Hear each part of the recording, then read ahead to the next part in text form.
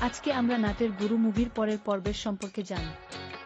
2003 সালে মুক্তি পাওয়া নাটের গুরু সিনেমাটি বাংলা চলচ্চিত্র জগতের জন্য একটি অত্যন্ত গুরুত্বপূর্ণ এবং মাইলফলক সৃষ্টি করা ছবি।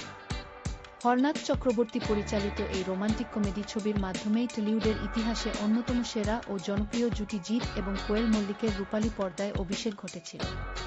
প্রখ্যাত সাহিত্যিক সমরেশ বসুর উপন্যাস অবলম্বনে নির্মিত এই ছবির গল্পটি গড়ে উঠেছে কিছু পারিবারিক ভুল বোঝাবুঝি এবং এক মিষ্টি প্রেমের সম্পর্ককে কেন্দ্র করে।